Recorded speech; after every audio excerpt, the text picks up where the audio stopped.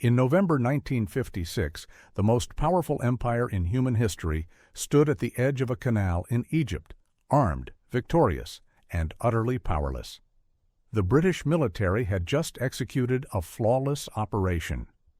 Paratroopers descended on Port Said. Naval bombardment silenced Egyptian artillery. Within 72 hours, British and French forces controlled the northern entrance to the Suez Canal. The Egyptian army was in retreat. Victory seemed inevitable.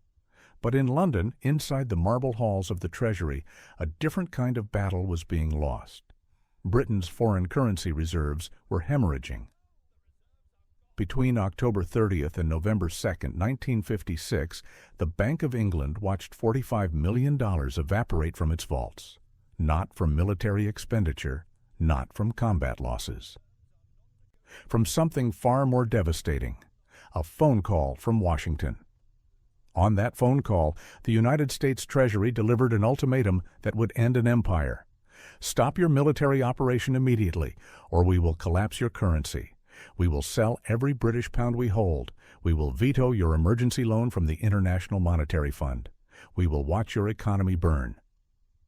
Britain had conquered a quarter of the Earth's surface. Britain had ruled the seas for a century. Britain had built the largest financial system the world had ever seen. But Britain could not survive 11 days without American permission. What appeared to be true, Britain was still a superpower, capable of projecting military force anywhere on the planet, defending its strategic interests through strength. What was actually true? Britain was a bankrupt debtor nation, surviving only because its creditors allowed it to. The Suez Crisis did not destroy the British Empire. It revealed that the empire had already destroyed itself through decades of economic mistakes. Mistakes that America is repeating right now, mistake for mistake, year by year, until 2026 becomes America's 1956. How does the world's dominant power lose everything in 11 days? To understand how Britain fell, you must first understand what Britain built. In the 19th century, the British pound was not just a currency, it was the architecture of global commerce. When nations traded silk from China or cotton from India, they settled accounts in pounds.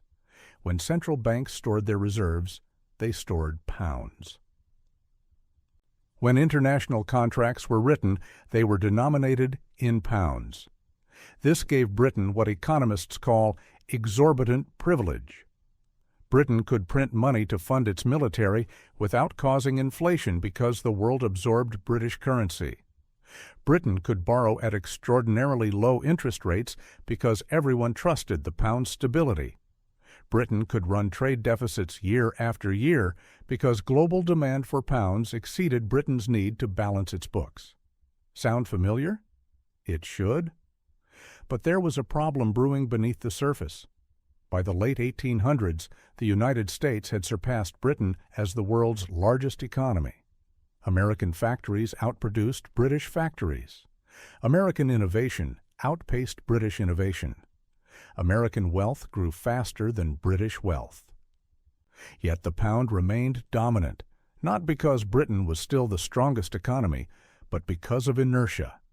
The world was simply used to using pounds. Then came the wars. World War I transformed Britain from the world's largest creditor nation into one of its largest debtor nations. By 1918, Britain owed staggering sums to everyone, especially to the United States. Britain's treasury was empty. Its gold reserves were depleted. Its industrial base was exhausted. Instead of accepting this new reality, Britain made a fatal choice. They tried to pretend nothing had changed. In 1925, Britain returned to the gold standard at the pre-war exchange rate, attempting to make the pound worth what it had been before the war, even though Britain itself was no longer worth what it had been. To maintain this artificially high currency value, Britain kept interest rates painfully high, strangling economic growth, making exports too expensive, and driving unemployment to devastating levels. But British leaders kept spending as if they still ruled the world. They maintained military bases across 5 continents.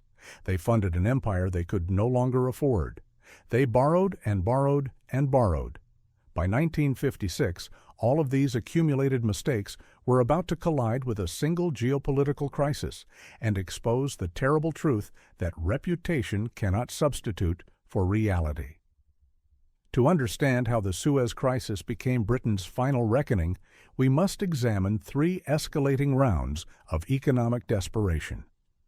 On July 26, 1956, Egyptian President Gamal Abdel Nasser stood before a crowd of 250,000 people in Alexandria and announced that Egypt was nationalizing the Suez Canal. The canal was not just a waterway.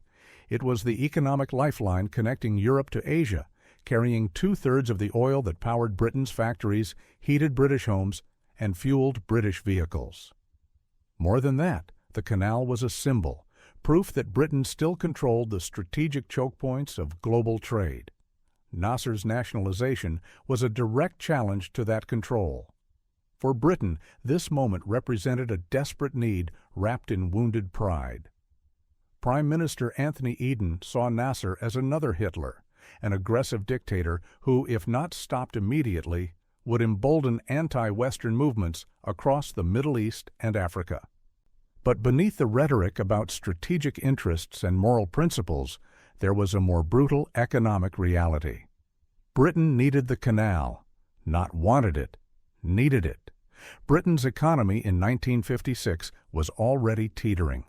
Post-war reconstruction had drained the Treasury. The costs of maintaining global military commitments exceeded what the shrinking British economy could sustain.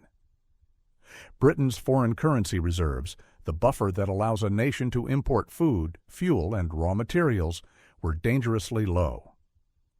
Eden convinced himself that a swift military operation could solve everything: retake the canal, restore British credibility, show the world that Britain was still a power to be reckoned with. But there was a problem. Britain could not afford to fight this war alone.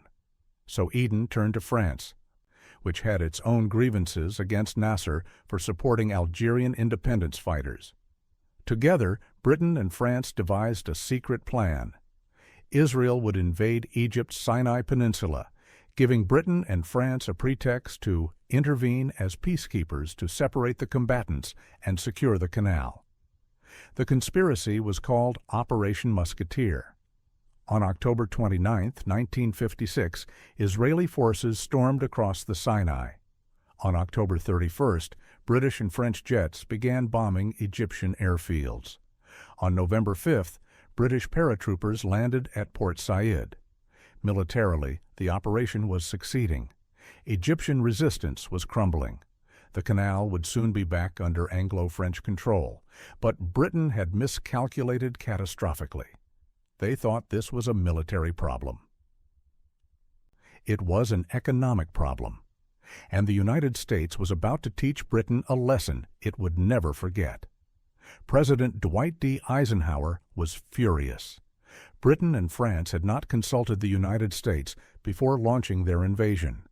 Worse, they had done it 1 week before the 1956 U.S. presidential election, creating a foreign policy crisis that Eisenhower had to manage while campaigning. But Eisenhower's anger was not just about political timing.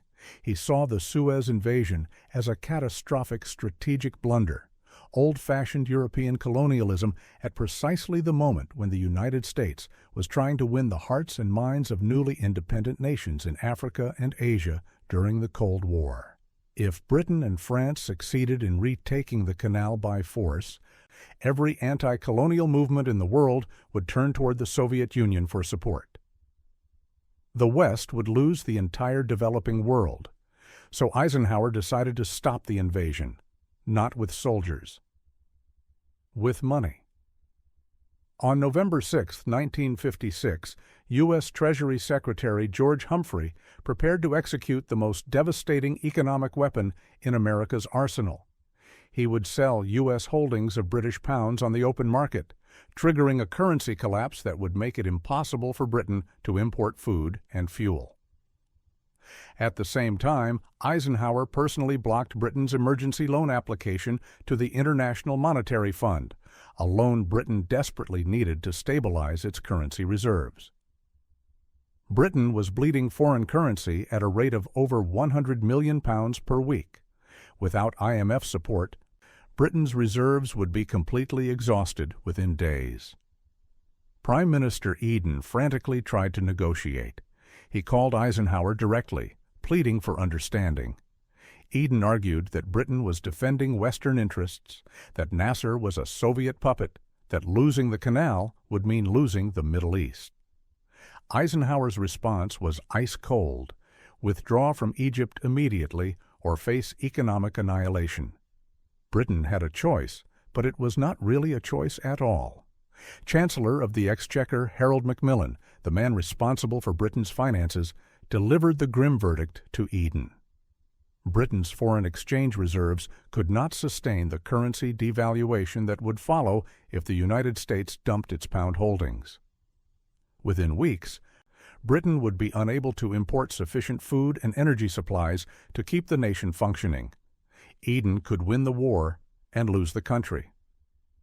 Instead of accepting reality immediately, Eden tried one more gamble. He delayed, hoping international pressure would force Eisenhower to back down. He believed that the special relationship between Britain and America, forged in 2 world wars, would ultimately protect Britain from American economic coercion. But the tragic irony was this: the special relationship existed only as long as Britain remained useful to American interests.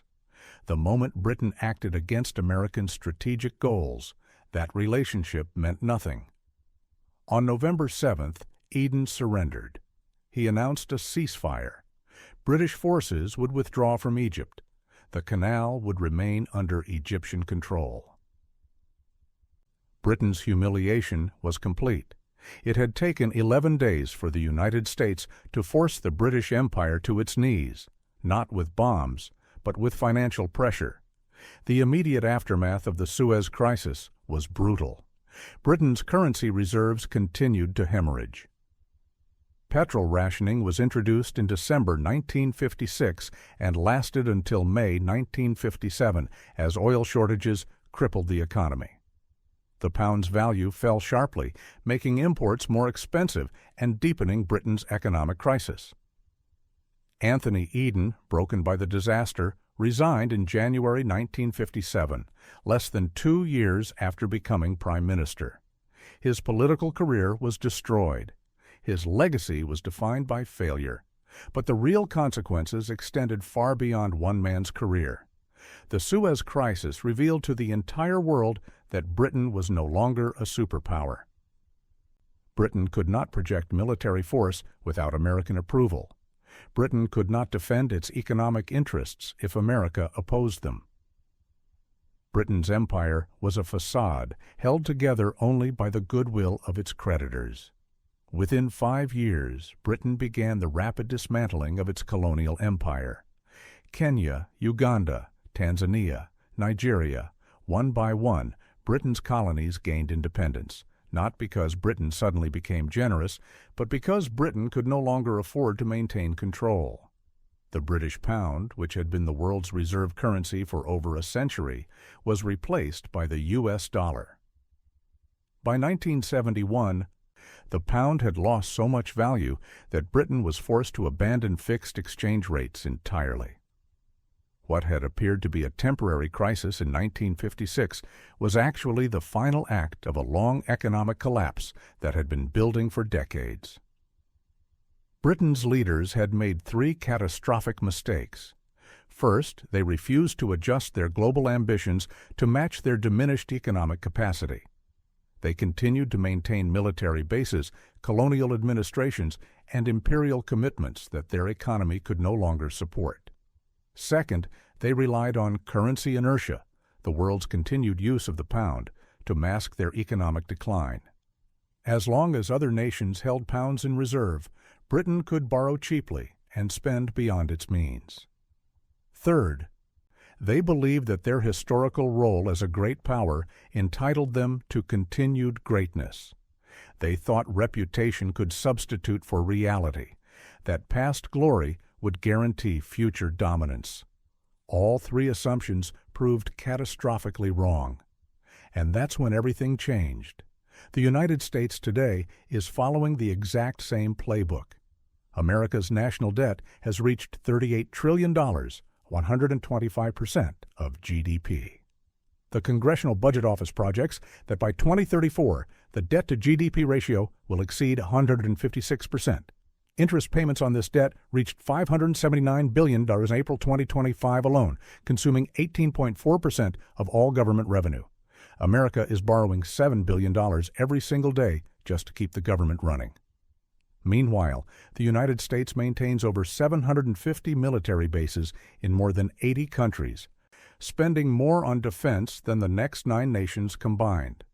America is policing the world with a credit card exactly as Britain did. Just like Britain forced its colonies to hold pounds in reserve, America has forced the world to use dollars through the petrodollar system, requiring oil transactions to be conducted in U.S. currency, creating artificial demand that allows America to borrow at lower rates than its economic fundamentals justify. But that system is cracking. China and Russia now conduct most of their bilateral trade in yuan and rubles. The BRICS nations are actively building alternative payment systems to bypass the dollar. Even traditional American allies are quietly diversifying their currency reserves, hedging against the possibility that the dollar's dominance might end. Foreign holdings of U.S. Treasury bonds remain high, but the composition is shifting. Japan and the United Kingdom are now larger creditors than China, whose holdings have fallen to their lowest level since 2008. This is not a sign of strength. It is a sign that America's largest geopolitical rival is preparing for a world where the dollar is no longer indispensable. America still acts as if it is 1995, as if we produce everything the world needs, as if there is no alternative to the dollar, as if our military can solve every problem. That arrogance cost Britain everything. It is about to cost America the same. History teaches us that reserve currency status is not permanent. The Spanish real, the Dutch guilder, the British pound, all were once considered eternal. All collapsed when the underlying economy could no longer support the weight of global financial dominance. The tragic lesson of the Suez Crisis is this: empires do not fall because of enemies. They fall because of choices. Choices to spend more than they earn. Choices to borrow instead of build. Choices to maintain pride instead of solvency. Choices to live in the past instead of preparing for the future. Britain ignored every warning sign until one crisis, just one crisis, lasting 11 days, destroyed a century of dominance. America's warning signs are everywhere. The Congressional Budget Office has been documenting unsustainable debt trajectories for years. Economists across the political spectrum agree that the current fiscal path is mathematically impossible to maintain. Former Treasury secretaries, Federal Reserve chairs, and Wall Street executives are publicly warning that something must change. And just like Britain in the 1950s, those warnings are being ignored. America's Suez moment is coming. It could be a failed military intervention that turns allies against us. It could be a debt ceiling crisis where Congress plays brinkmanship one too many times and the world decides U.S. Treasury bonds are no longer safe. It could be something we cannot predict, some shock that reveals what has been true for years. America is living beyond its means, sustained only by the world's willingness to keep accepting our currency. By 2026, those choices may finally catch up with us. The British Empire's final mistake was not military. It was not strategic. It was psychological. British leaders refused to see what was right in front of them. They kept telling themselves that reputation would substitute for reality, that history entitled them to a future, that the world owed them something because of who they used to be. America is telling itself the same story right now. We believe that because we won the Cold War, because we built the internet, because we put men on the moon, the world will keep accepting our currency and our leadership forever. We believe that being American means the rules of economics do not apply to us. Every fallen empire believed the same thing. The British pound did not collapse because of enemies. It collapsed because of choices. Choices to maintain pride instead of solvency. Choices to live in the past instead of preparing for the future. And when that collapse came, it came fast. One day, Britain was making demands. The next day, Britain was taking orders. One day, the pound was a symbol of global power. The next day, it was a cautionary tale. This is not a prediction. This is pattern recognition. The same economic forces that destroyed Britain are at work in America today. The same delusions, the same denial, the same refusal to accept that empires are not eternal. History does not repeat itself, but it rhymes. And if you understand the pattern, you will never look at America the same way again. This is the hidden history. Subscribe now, because when the next crisis comes, you'll want to be among the few who saw it coming.